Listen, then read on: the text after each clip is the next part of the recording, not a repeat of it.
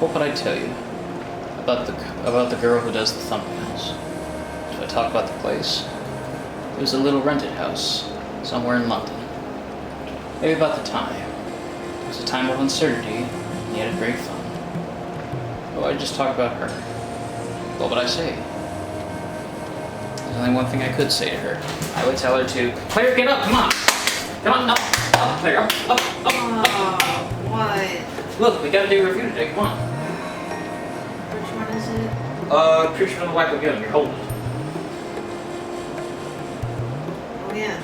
Yeah, you gotta do a review, come on. Up and out. I'm coming. Oh, shit. Gonna do that today, come on. Easy, yeah? Oh, right over here, baby. Yeah. Come on, let's get going, girl. No. Okay. Hey, do you mind? Thank you. Why do you always gotta keep her out? You're mean. What am I gonna do? Sit on her? Alright. Well, hello everybody. Thanks for coming into our little review today. I'm Thomas McClelland. Sorry. I'm Claire McClelland. And for today's review, we're gonna finally do The Creature from the Black Lagoon. Where to start with this one? Well, I think the best place to start is in the beginning. There was nothing. And then some stuff happened, depending on who you believe. Yeah, you either believe in God created. Well, actually, in this movie, they kind of hint, actually, the Big Bang Theory, which is strange because around this time, the Big Bang Theory was still just a theory. That's true, and they haven't really made a lot of, Scientific development until recently, pretty much. Pretty much. Although, being that this is still the 50s, we gotta say God and all his infinite wisdom and all that, you know? Yeah, it's the way it is. What are you doing? I don't know, just pulling up some stuff for the... While you're doing that, I'll tell these nice people what happens. So, we zoom in on an Earth, which I'm getting already a lot of Fantasia vibes, you know? Actually, yeah, same here. Especially with that scene with the dinosaurs and everything. What? There's some dinosaurs in this. Well, there's dinosaurs, but there is a fish dinosaur thingy. Just let me have it. So we cut to the upper regions of the Amazon, which, spoiler alert, this was actually shot in Florida. I mean, they couldn't actually film in the Amazon, so there's that. So Florida, I guess, was their best option, I guess. Yeah, they had to film this, like, in the swamps of Florida, pretty much. Thank God they didn't do that now. Nowadays, it's filled with murder hillbillies. And people tripping on bath salts. Well, that too, yeah. So anywho, we cut to this doctor guy and his two assistants, one of whom just happens to be me, Thomas. Or Tomas. Thomas, yeah. I remember I had a French buddy who called me Thomas a lot, yeah. Really? I think so, yeah. Anywho, so the doctor guy is looking at what they've just found. It's a scaly arm. And it's well preserved. Yeah, like really well preserved. I'm pretty sure this thing came from the Devonian age, right? Yes. That's like one of the most earliest ages in scientific history and scientific documentation, pretty much. That thing would be rocks by that point, pretty much. Well, it's fortified. Like really fortified. Or in this case, petrified. Yeah. Actually, that happens a lot with stuff that's that old. I guess. Like, I have a piece of wood that's petrified, and it's so old that most of the time it's actually rock. Yeah, pretty much. So the doctor guy's gonna bring the arm to the institute somewhere in, I think, Rio or something like that. No, I think he's going to Brazil. Well, Brazil's the country they're in. I meant like the city that they do the research is in Rio. Marajo Bay. Marajo Bay, yeah. But what they don't know is that there's another one nearby. He's found out that, yep, they basically defiled I always wondered, do you think that arm was a relative maybe? maybe a lover. I mean, fish guy's gotta get love too. Or is it just that he doesn't want anybody to, like, come after them? Maybe. I mean, we don't even know how smart this thing is. But that's besides the point. We then cut to the main characters in the film, which is Kay, who knows really how to rock those booty shorts pretty much. Yeah, she wears a lot of booty shorts in this one. Yeah, back in the 50s, like, oh, man, please, there are children watching. And David. Yeah. Another bland Love love interest. interest. I mean, at least the actor tries a little, and yeah, pretty much he's. He does a bit more than other ones. And he does have a considerable amount of time just him shirtless in this movie. I'm not complaining. He's got a nice body, sure. Kinda got that Rock Hudson look almost. Actually, kind of. Yeah. And he's underwater. Now, this was actually a very breakthrough film. Yes, this was around the time where cameras were now getting better at shooting underwater stuff, actually. Well, this film is one of the very first films that showed underwater camera techniques. Which was, at the time, pretty revolutionary. Revolutionary. Yeah, totally. Because a lot of the time when they tried doing that, this camera would either short circuit or it just wouldn't shoot anything, pretty much. Pretty much. So this was the best way that they could shoot something without ruining the footage, pretty much. Having said that, this movie has a lot of underwater scenes where not a lot really happens. And I'm getting the feeling that the director's like, look, we paid a lot of money for this some camera equipment, so you're gonna watch, goddammit. Yeah, pretty much. But that's beside the point. The point is, they bring back the arm back, and they bring it to the Institute to see what it might unfold, actually. Unfortunately, though, the hand is so old that they can't get any sort of DNA out of it, pretty much. Of course not. Now, they speculate that this hand may have come from the Devonian Age, as I said, with the thing and all that, right? Yeah. And for those who don't know, the Devonian Age is when, basically that's when those flipper little things in the water started coming out of the water, Basically, then. creating life on land. Exactly. It's sort of like the first fish to ever walk on land kind of thing. Yeah, basically. And they even bring up the lungfish, which is a very interesting fish. Yeah, that was a fish that, It did evolve to walk on land. It even grew legs, but it failed, unfortunately. yeah, it's still in the water. But it's weird. It still has those little leggy things. They barely don't work though, unfortunately. It's kind of like catfish with those little mustache things almost. Except it's legs. Yeah. So, since they are trying to figure out more about this, They propose that they're gonna form an excavation team and go to the place to find more, basically, of the sample from the arm boy. to see if they can find the skeleton. And then we're introduced to Mark of the movie. Oh, hi, Mark. Yeah, he's one of those characters. And he's only interested because of money. Yeah, one of those characters, unfortunately. He is such an asshole. I know, I'm like, really? You're really doing this now? Aren't we trying to, like, survive? Or something like that? We'll get to that later. Anyway. But, they're gonna be heading on their way. Yeah. But unfortunately, we cut back to the camp. And unfortunately, our boy in the waters come out to wreak his revenge on Tomas and the other guy. Louise. Yeah, pretty much. Yeah, it's weird. They sound vaguely Spanish, but if you know anything about Brazil, they speak Portuguese, actually. Pretty much. That's not important. The important thing is, our Gil boy, as I like to call him, kills them all. Yeah, unfortunately, I think they're ripped apart. Look at those claws on his hand. Oof. Anyway, we then cut to the Maria. What's the boat called? The Rita. The Rita, right? The Rita. I forgot that. And unfortunately, Mark's not having it because he was expecting a grand boat. grand boat. If anything, this looks like basically a tugboat version of the Orca. Actually, yeah. But wait till we get later. And then we cut to my favorite character in the film, the captain himself. That was, What's the guy's name? Louis? no. Lucas. Lucas. Yeah, Captain Lucas, my man. And since Mark's kind of like talking shit about his boat, he's like, I don't give a fuck. This is my boat. My boat, senor. You've got to follow my rules. And he's like, what would I want with a sweet smelling boat to carry fish on this crazy river? He's like, I don't need that. I like my boat. You're gonna have to deal with it, bitch. Yeah, Lucas is my favorite character, man. Honestly, he's just the man of the ocean, and he don't give a crap what you say about it otherwise. He's not really a man of the ocean. He's more of a man of the Amazon River. My point is, his boat, bitch. You follow his rules. It's like, my boat, my rules. Pretty much. The point is, though, after basically getting some dialogue about how the Amazon is the way it was 1,000 years ago and all that, even though it's clearly Florida.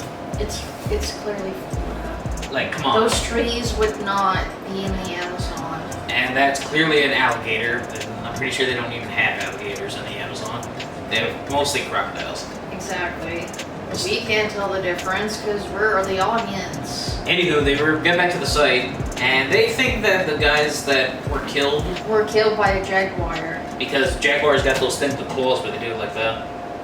But And the fish guy, he sees Kay, he's like, oh, hello, babe. and he tries to grab her ankle, and then she walks off and he's like, damn it. Don't worry, he's shy. He'll give him a moment. So they're looking around in the basin and everything, and they can't find any more of the sample, basically. And they've been digging at the area for 8 days, Damn, 8 days of digging and you find basically rock. pretty much, which is a limestone deposit. But then they come up with the idea, if 1,000 years have gone by, surely some of the deposit would have gone off into the neighboring lagoon areas. And probably broken off. So, they get on the boat, and that's where we finally get to the historic Black Lagoon. actually, for the African American lagoon, sorry. Actually, interesting fact about the lagoon, I thought it was going to be a little more dark and creepy looking, but no, it's actually quite pleasant looking, to be honest. I know, right? This is actually a very beautiful place. Mm-hmm. But I think that's the point. I guess, yeah. So, they get into the lagoon and they're starting to look around and everything. We get more shots of them going underwater and everything. Well, they first wanted to try and put some nets over to find out what's in the lagoon. Yep. Mark's like, no, we gotta go right to it. We just got here. We got no time to waste. But it's like, that's really dangerous. I mean, there's crocodiles, there's piranha fish. Those And little tick-tick? toothpick fishes that swim up here. And unfortunately, guys, we're going to tell you what a toothpick fish does. A toothpick fish will be attracted to urine, basically. If you pee in the water, you're screwed. Because then it swims up your urethra sac and puts its spiny little thorns out. And the only way to get it out is to surgically remove it. Which tends to mean that if you have a Johnson, no more. It does it for both. Yeah, every time too. So, ladies, Every time I get that fish, all I just hear is, who? the nope fish. Yeah, pretty much. So again, don't pee in the water. You can do that in the pool, but you can't do that here. Anywho, so they get into the Amazon, they get into the water now, and they're looking around, and apparently we finally get the first look of our fish boy, actually. The creature from the Black Lagoon himself, And- the gill man. And honestly, when I first watched this scene, like the entire time, like before we see like the actual like fish man, Mhm. I'm like, oh god, get out of the water, get out of the water, get out of the water, get out of the water. You got I it. know, cause like he's gonna pop up any moment. I'm like, just get it over with. And then when he does pop up, it usually scares you, remember? Actually, it's kind of cool that the actor was able to swim in that pretty much. Because the actor that they got was actually kind of like an Olympic swimmer and stuff like that, so he could really hold his breath for a long time. Well, I thought like under the mask, it was actually just like, you know. They did have a thing for that. The problem was, though, the costume was so constricting that he can only sort of move in a certain way, pretty much. Yeah, so when you look at him swim, it's, yeah. It's kind of constricting his body a little. It's like wearing those like wetsuits. Yeah. I can't get into those guys. The point being, though, after looking around, basically seeing nothing the whole time, Pretty much. they then get out and They did find some rocks at the bottom of the lagoon and And- some seaweed. yeah, David brought Kay some seaweed. Yeah, Hey, thanks, David. That's romantic. Mhm. Just bring some cheese swirls instead.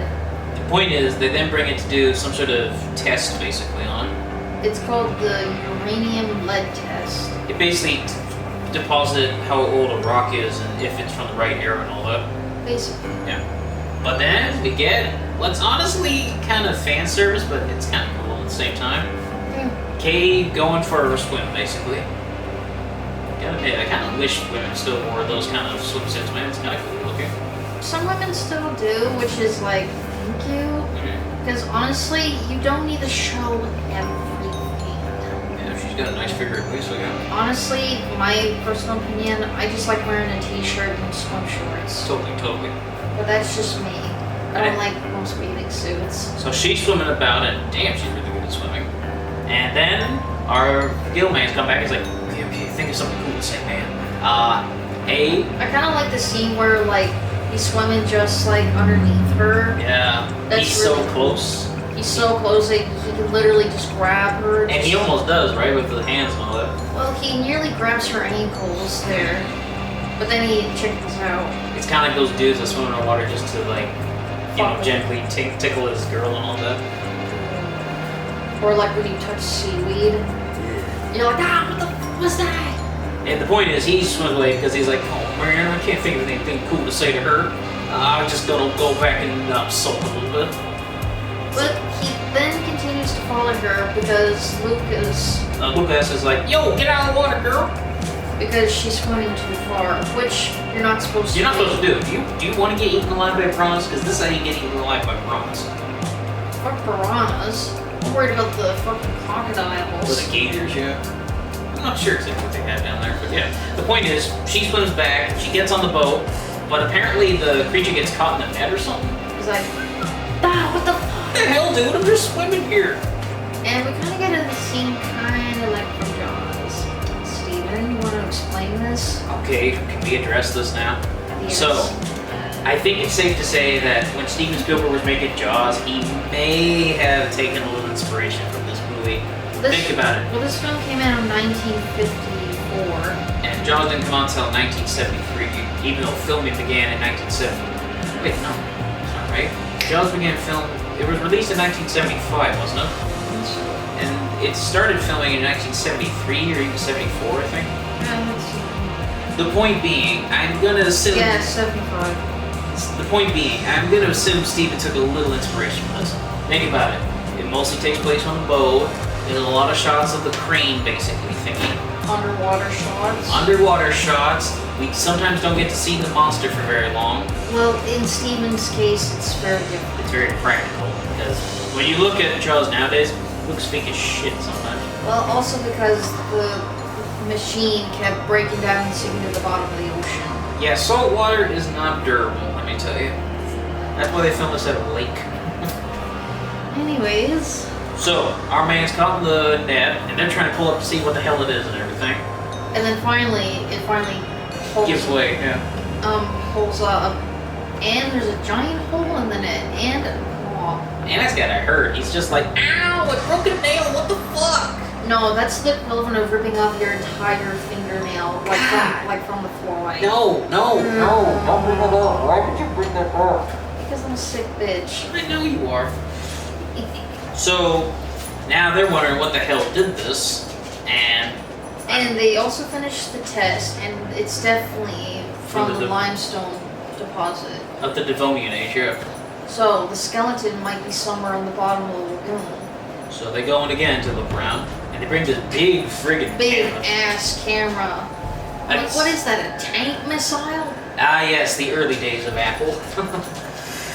That's how they used to, in order to take a selfie, you'd have to hold it with both hands, like, here's a cat face, bitches. Hey, Mom, baby. So while Molly's doing that, I'm gonna explain that while they're looking around, they take some pictures, and they finally see the creature now and everything. Also, Mark brought a harpoon gun because he's a dick like that. Yeah, he's kind of like one of those dudes that go hunting with a sniper rifle in Africa. Pretty much, yeah. And David is like, oh man, really? You're doing this now, Mark? What the fuck? Personally, I think he just wanted to get in the water. He's like, hey, you're the guy that was flirting with my gal. And the creature's like, no, I wasn't doing nothing, man. And Mark, the dick, shoots the creature. It's like, oh, It's like, what the fuck? That was in my back, you asshole. He manages to get out and swims away, and they swim back to the surface, not even waiting for the depressurization. That's dangerous, man. If you don't wait for depressurization while you're snorkeling and all that, your lungs will literally pop like a balloon. It's not just that, but your brain could make you basically black out. Yeah. Or in this case, quite literally in some cases, yeah. It depends on how far down you went. Mm-hmm. Like if you're in the ocean. It's a lagoon. It's basically a little lake. Basically, yeah. So now instead of finding the skeleton and everything, they want to get that fish guy pretty much. Well, Mark wants it. Mark wants, but Dave's like, no, we gotta get the hell out of here. Well, he wants it to stay in its natural habitat because it's more valuable to them. Exactly. They can study from afar, probably even. Exactly. You know, like how they do with gorillas. But no, David's just like, nope, we gotta kill it, gotta bring it back. And so they try to look in the finder keeper, that big ass camera, and unfortunately, there's no picture. Besides, if you did take a picture, the picture like, did you get my good side? It's like the first, let me take a selfie. Ding, ding, ding, ding. No, like, you don't hold like this, it's like. The point being, they want to basically find the creature again, right? Exactly, but unfortunately the creature comes onto the boat and drags down one of the crew members. Chico! Chico. I think that's the name of a dude's chihuahua, I know. Yeah, we actually knew somebody with a chihuahua named Chico who was a sweetheart. Rest in peace, Chico. So, while that's going on, now they're thinking how they can... Fuck. Yeah. Yeah, well, they're thinking of ways to get the creature now. Because they see his wet feet prints on the boat. Yeah. Even though it just looks like some guy in a flipper suit. I was thinking, yeah, like, I've seen people wear those flippers at the beach. That's pretty much what I think when I see those footprints. Pretty much. But they come up with a pretty ingenious way to get the creature. There's an old tactic that people use to get fish called rotenol. It's kind of like roofies for fish, we'll call them. Oh god. Yeah. I'm not gonna make any date rape jokes, people. I'm not. The point is, they put it in the water and it makes the fish just float in a circle. Isn't that cheating in a way, technically? It kind of takes out the fun of fishing in a way. Well, if you're people who have to catch a lot of fish Okay, sure. for like a business, you kind of need to do things against your moral code. Yeah, a bit, yeah. The point being, though, nothing seems to happen. Even though that stuff is poisonous. So, It is poisonous, yeah. Yeah.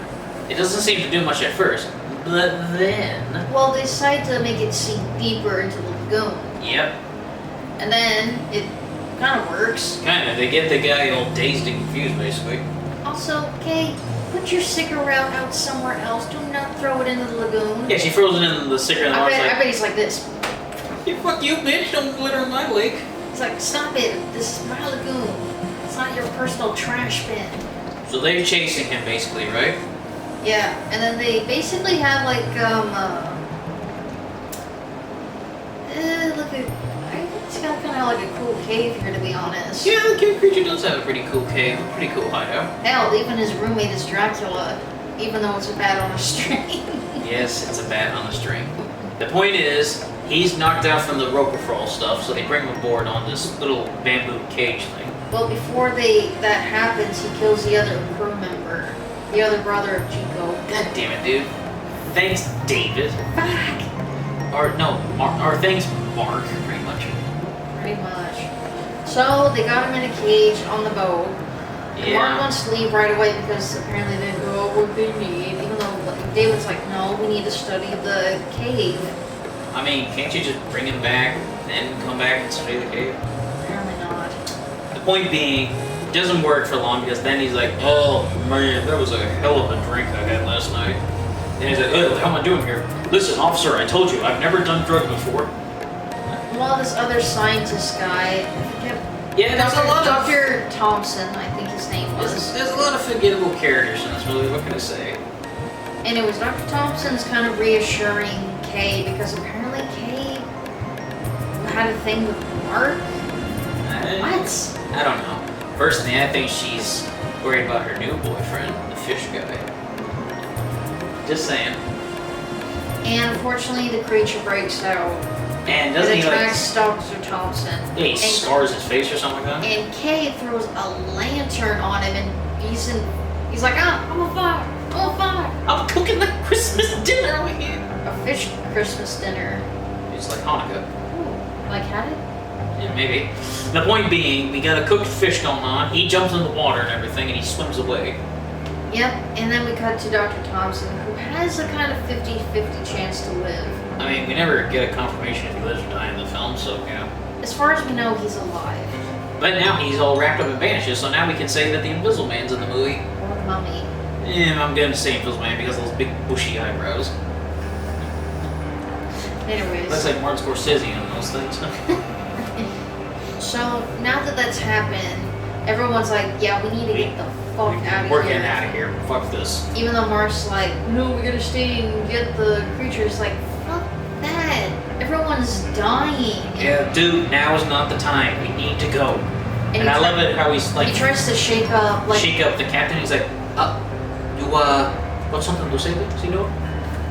He just pulls a knife on him and everything. He's like, get your nasty ass hands off my outfit and back the fuck off. Or I'm gonna gut you like a fish, basically.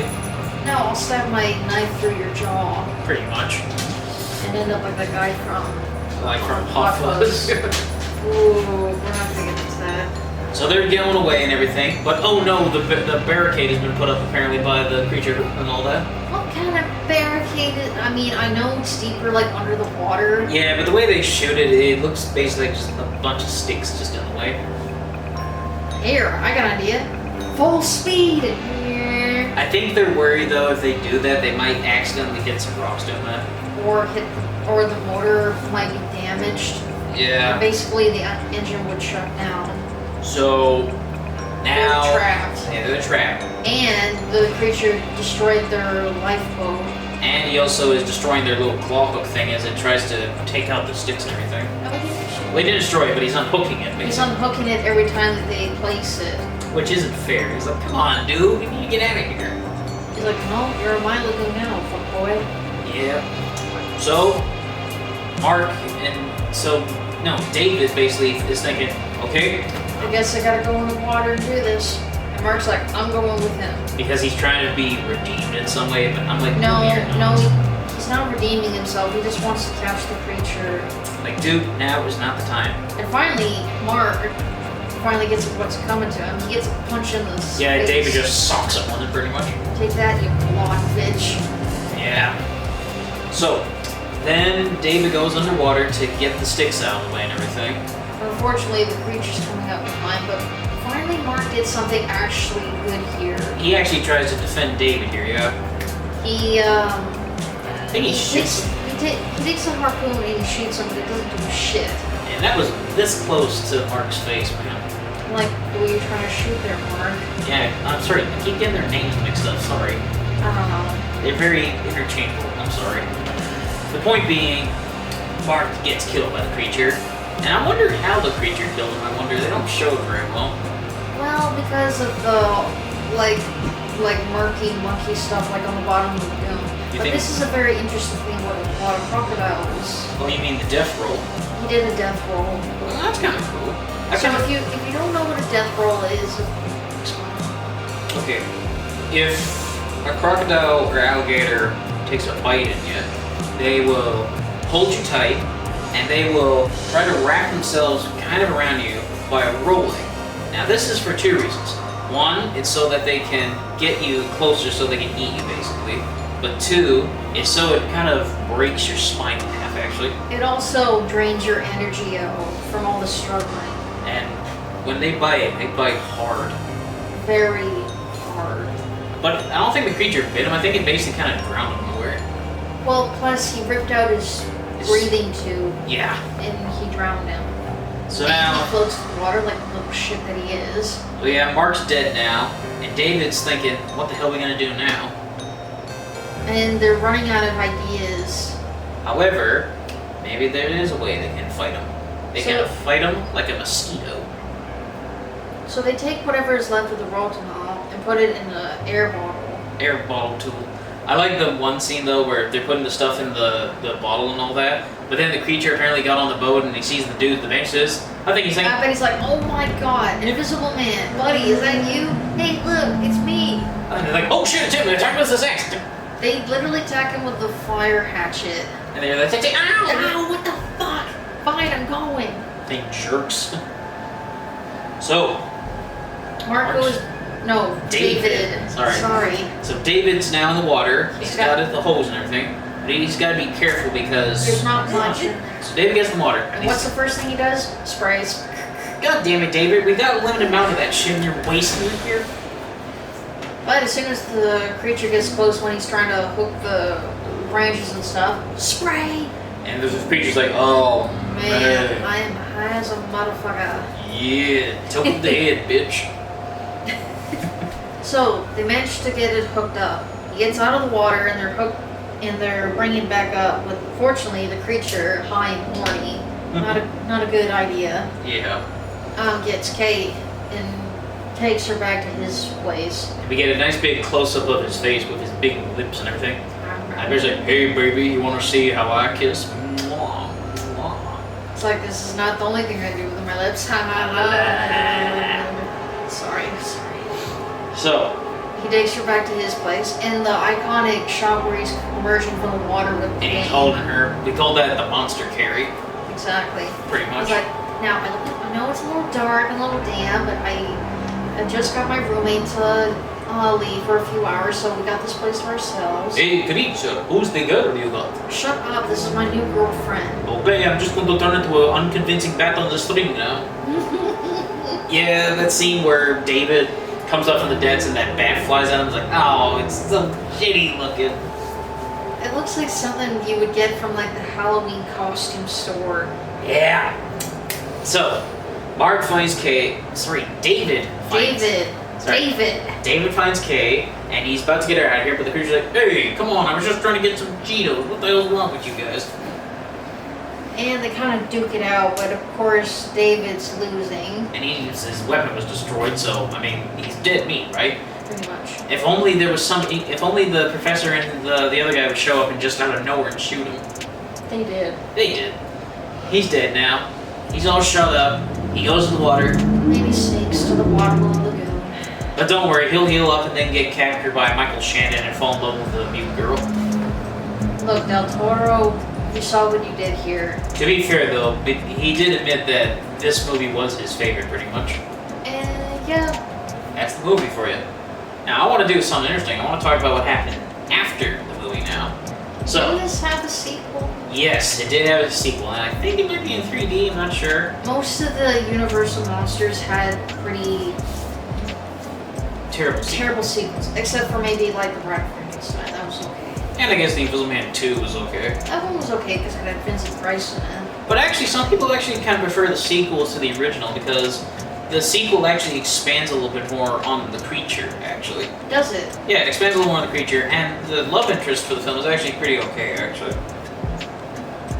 I thought Kay came back. I thought the actress who did Kay came back for that one. I'm not sure, but maybe. I think she did. I don't know. The point being that this film became a bit of a cultural milestone for them, because unfortunately afterwards, being that this was 1954, people were getting really sick of the Universal monster movies. Yeah, they were kind of getting tired of it, and it didn't help that Universal kind of stopped seeing them as profitable, so there was that also. Yeah. And afterwards, well, they kind of just stopped giving a shit pretty much. Stopped just making them all together pretty much. Pretty much. However, the creature in his own way kind of became a bit of a cultural milestone. Like, name one, like, of all the Universal monsters, this guy was kind of like the most popular in a way. Because when you think of like the old like Universal monster like posters, Yeah. I imagine one of them is the creature emerging from the lagoon with the girl in his arms. So you could say he was kind of popular, actually. Yeah, I like this one. Which is strange because unlike all the other Universal monsters, he isn't based off of a book apparently. Well, so is the Wolfman is also not kind of. Yeah, but I mean the Wolfman already had a pre-established thing with folklore and all that. That's true. The creature is completely made up. However, there may have been a few possible sources that may have inspired him. There was those pictures you see of those footprints that are in the mud and all that? Yes. About the first creature that ever walked on Earth and all that? Mm-hmm. That was one of the inspirations. But there may have been a possible other inspiration. You're gonna find this a bit weird. H.P. Lovecraft, actually. Actually, you know what? That makes sense. Especially with the Shadow over Innsmouth, because in the book, there's these creatures known as the Innsmouth people, who are essentially fish-human hybrids, basically. And I'm just saying that it may have been a possible influence, maybe, with the creature in a way. I wouldn't be surprised. But that's just a possible theory. And here's something interesting. Did you know that a few years back there was going to be a possible remake to this? I think I heard about that. Yeah, and somehow Scarlett Johansson was going to be in it, I guess. God damn it, she's in everything. I guess, yeah. I can't blame them though. She's really beautiful. Speaking of beautiful, I like the one thing that this movie really inspired now. Can we please talk about Shape of Water for a little bit? Just a little bit, just a little bit. Alright, fine. I mean, you can kind of, there's a lot of theories that are suggesting that Creature is basically just a Shape of Water prequel in a way. Even though he looks kind of like Ape Sapien from Hellboy. Look, I'm going after that remark. I like to think, though, that maybe this was Del Toro's way of, bringing more life to the creature, because as he always said, when he was watching the movie, he always wanted, actually, not for the main female character to hook up with the main human character, he wanted to hook up with the creature. Because honestly, it had more chemistry than the love interest. Oh, totally. Just like most of the other Universal monsters. So here's a little trick, people. If you want to watch Creature, watch it as basically like a romance film. A tragic romance. A tragic romance, yes. With the creature who just wants to say to her how he feels, but society is letting him down and all that, Yeah. Yeah. But also go check out Shape of Water. Excellent movie. Just to see this. Fish peaks, what can I say? So You don't actually see it, relax. I know. So there's our review of we gotta rate it first also. So what would you rate Creature? Honestly, it's pretty good. I love the Jaws inspired aspects of the movie. Totally. I admit some of the characters are a little bland, a little boring, and of course, you always gotta have that one dick character in that. Yeah. But honestly, the monster itself is actually pretty good. Say so. Also, the underwater shots too fucking long. Yeah. And there's a long water scene. Skip. So what would you rate it? I'm gonna say 6.5 out of 10. Again, it's okay. Does it hold up? At some parts, no. Not particularly. Yeah. Honestly though, it's pretty good. What do I have to say? I have to say, maybe not my favorite Universal monster movie, honestly, but it's got its moments actually. I mean, yes, the characters at times can be a bit bland at times. I'll remember my favorite characters being the captain, and Kate, pretty much actually. Those are my only favorite ones, really. Everyone else is bland and grit, pretty much. Yeah, I know, right? But, and yes, as you said, the water scenes, I think they could have cut them down just a smidge, pretty much. I know, look, they were showing the new usage of the underwater They were experimenting, cameras. I get it, but if you make it too long, it makes me lose interest, basically. Also, some of the scientific bullshit is... Yeah, it's bullshit, basically. But honestly, the creature more than makes up for his appearance in this. Absolutely. It's weird how so much can be expressed through that suit because it's so... I don't know, it feels like almost a living creature at times to me, actually, so that's what makes it for me. Well, the fact that the creature never speaks at all and is only for body movement and the way it's shown, it's priceless. So I'm gonna have to give this a 7 out of 10 for me. Oh, nice. So thank you for watching our review of Creature from the Black Lagoon, and if you want more, you can post down in the comments, and we'll take that into consideration. Don't forget to hit the bell for notification. Also, like and subscribe. And if you want, you can check out more of our videos on World Builder Studios or even So Smith Productions, and Also check us out on Instagram, Twitter, and Facebook. and other than that, have a good day, and wanna go swimming? Yeah, I can go swimming. Let's go swimming. I got an urge to go swimming, you know? Me too.